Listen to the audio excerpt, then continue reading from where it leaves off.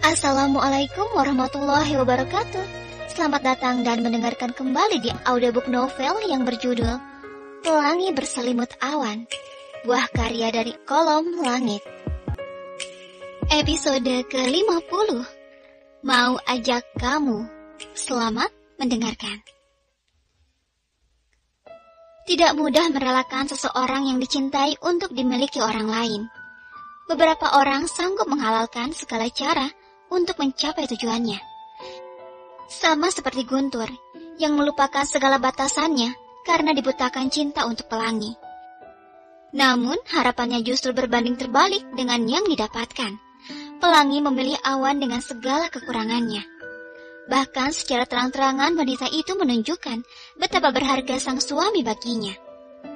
Langkah Guntur tampak lesu meninggalkan ruko butik Pelangi. Seorang sopir dengan cepat membuka pintu mobil saat majikannya mendekat. Guntur duduk di kursi belakang dan menyandarkan punggungnya. Hela napasnya berat, seakan langit roboh menimpanya.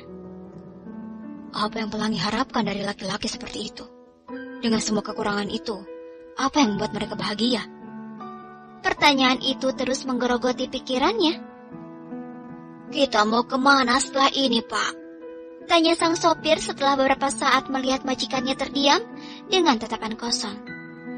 Guntur menarik napas dalam dan menatap wajah pria yang duduk di depan melalui pantulan kaca spion. Pulang ke apartemen saja, jawabnya tanpa semangat. Baik, Pak. Sementara di dalam sana, beberapa perempuan yang menghuni butik masih tampak penasaran setelah suasana tegang yang sempat tercipta antara Awan dan Guntur. Ada yang mengintip sebuah mobil mewah yang baru saja melaju. Ada pula yang sesekali melirik Awan yang sedang duduk di ruang tamu. April bernafas lega karena ketakutannya tak terjadi. Awan mampu mengendalikan emosinya dengan baik meskipun Guntur telah berusaha mencari celah untuk meretakkan rumah tangganya. April, sebenarnya ada apa sih? Bisik seorang karyawati. Tadi secara tidak sengaja, April mendengar semua pembicaraan Pelangi dan Guntur saat akan membawakan minuman. Ia pun sangat terkejut mendengar seperti apa suami sang bos yang sebenarnya. Sudah, jangan gibah terus. Ingat dosa. Tapi aku penasaran, bule ganteng tadi kayaknya suka sama Kak Pelangi ya? Kayaknya sih. Kalau aku jadi Kak Pelangi, ucapannya menggantung setelah mendapat hadiah pelototan dari April. Tapi suami Kak Pelangi juga keren, tatapannya dingin, tapi lembut kalau sama Kak Pelangi. April berdecak, dosa tahu mengagumi suami orang, lebih baik beres-beres sana. Bisik-bisik itu pun terhenti saat terdengar langkah kaki dari arah tangga. Mereka membubarkan diri dan kembali ke tempat masing-masing. Pelangi turun dari lantai atas. Setelah sholat asar dilanjutkan dengan menyelesaikan beberapa pekerjaan yang tadi tertunda. Lega akhirnya. Semua pesanan sudah bisa dikirim besok. Ia melihat suaminya duduk di ruang tamu seorang diri dengan memainkan ponselnya. Sementara Guntur tak lagi terlihat. Sudah siap? Awan menatap Pelangi yang berdiri tak jauh darinya dengan sebuah tas yang tersemat di bahunya. Kita pulang sekarang. Iya, tapi aku mau pamit sama anak-anak dulu. Ini hari yang membahagiakan. Setelah 3 bulan meninggalkan rumah, akhirnya mereka kembali.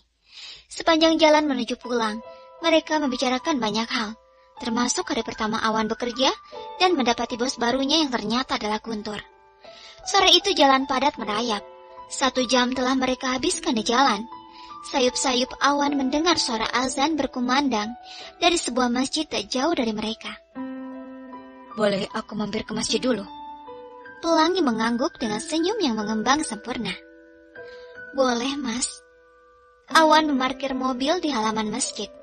Pandangan Pelangi pun mengikuti kemana langkah sang suami, hingga Awan terlihat sedang mengantri dengan sabar di belakang beberapa pria yang sedang berwudu. Setiap perubahan yang ditunjukkan Awan membuatnya jatuh hati. Maaf menunggu lama. Ucap Awan sesaat setelah masuk ke mobil. Ia memasang sabuk pengaman sambil sesekali melirik Pelangi. Kamu kenapa senyum terus? Tidak apa-apa. Tahu nggak? Tadi aku ngobrol dengan seorang jamaah, dan aku sempat iri dengannya. Iri kenapa? Tanya pelangi penasaran. Dia cacat, tapi sholatnya selalu di masjid. Sementara aku... Ucapan Awan menggantung, raut wajahnya tampak sedih. Percaya atau tidak, ini pertama kalinya aku menginjakan kaki di masjid. Lirihnya dengan suara nyaris tak terdengar.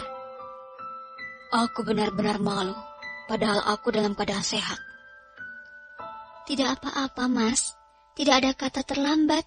Kita tidak tahu kapan Allah memberi seseorang hidayah. Ingatan Awan pun tertuju pada saat pertama kali menjalankan sholat di rumah Ayah Ahmad. Ucapan Zidan tentang seseorang yang tidak pernah ke masjid, hingga akhirnya disolatkan telah membuka pintu hatinya. Awan melirik arloji yang melingkar di pergelangan tangannya. Waktu menunjukkan kurang dari 20 menit menuju angka 7. Sebelum pulang, kita mampir makan dulu ya. Di depan ada restoran yang makanannya enak. Kenapa tidak makan di rumah saja? Kasihan kamu capek. Seharian di butik sampai rumah masak lagi. Lagi pula malam ini aku mau mengajakmu ibadah bersama. Ibadah bersama? Awan tersenyum lalu mengedipkan sebelah matanya. Bersambung. Terima kasih sudah mendengarkan. Mohon maaf jika ada salah kata yang dah berucapkan. Sampai jumpa lagi di episode selanjutnya. Wassalamualaikum warahmatullahi wabarakatuh.